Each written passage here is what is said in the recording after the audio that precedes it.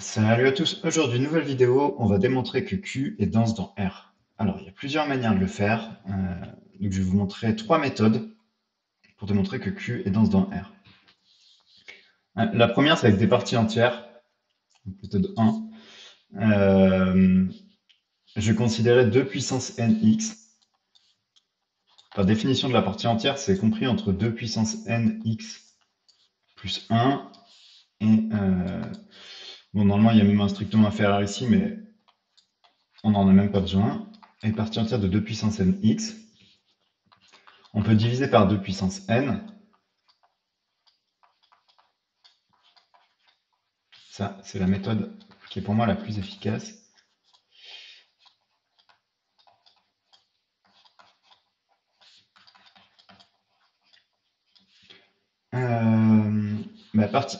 Partie entière de 2 puissance n x, c'est un entier divisé par 2 puissance n qui est aussi un entier.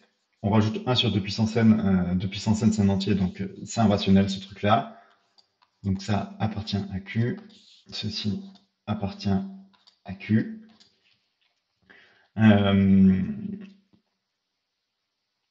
Conclusion, enfin, élément supplémentaire, limite quand n tend vers plus l'infini de partie entière de 2 puissance nx sur 2 puissance n égale la limite quand n tend vers plus l'infini du membre de droite de partie entière de 2 puissance nx sur 2 puissance n plus 1.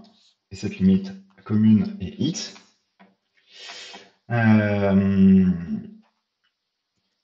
Donc, ces deux suites, ce sont des suites de rationnels qui tendent vers x.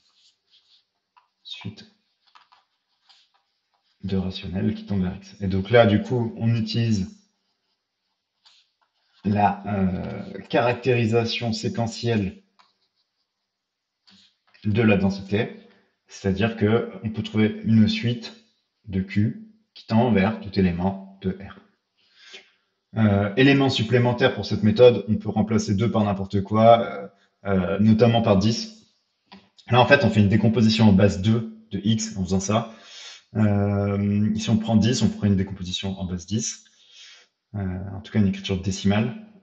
Mais on pourrait prendre 8, ça marcherait aussi, quoi.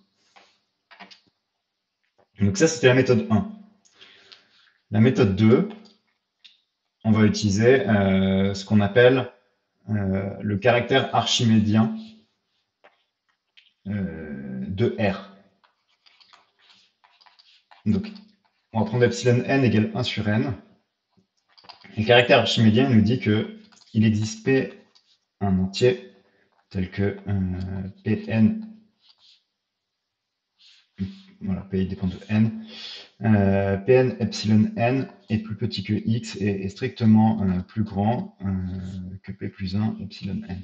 Voilà, x on peut l'encadrer par Pn epsilon n et Pn plus 1 epsilon n. On remarque que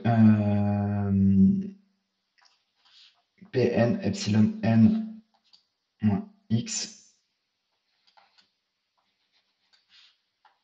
est plus petit que epsilon n, parce que tout simplement, il est compris dans un intervalle de longueur epsilon n, qui vaut donc 1 sur n. Donc, la suite un définie par Pn epsilon n,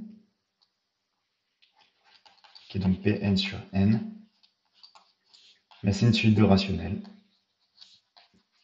qui tend vers x. Donc là aussi, caractérisation séquentielle de la densité. Et la troisième, ça va être aussi une caractérisation séquentielle. Et la méthode 3, c'est la dichotomie. La dichotomie. Donc, on prend x un réel. On sait qu'il existe AB de réel tel que x soit compris entre A et B. Jusque-là, tout va bien. Et on va construire on va construire de suite AN et BN.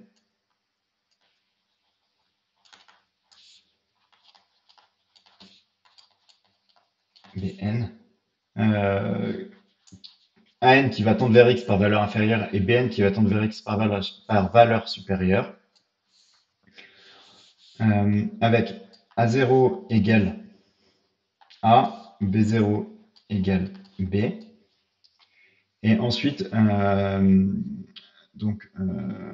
par relation de récurrence, on va supposer que AN est compris entre, X est compris entre AN et BN. Et pour construire AN plus 1 et BN plus 1, et ben si X est plus petit que le milieu de AN et BN, donc AN plus BN sur 2, on pose AN plus 1, ça reste la borne à gauche, donc AN plus 1 égale AN, et BN plus 1 égale cette quantité-là, donc égale la moyenne.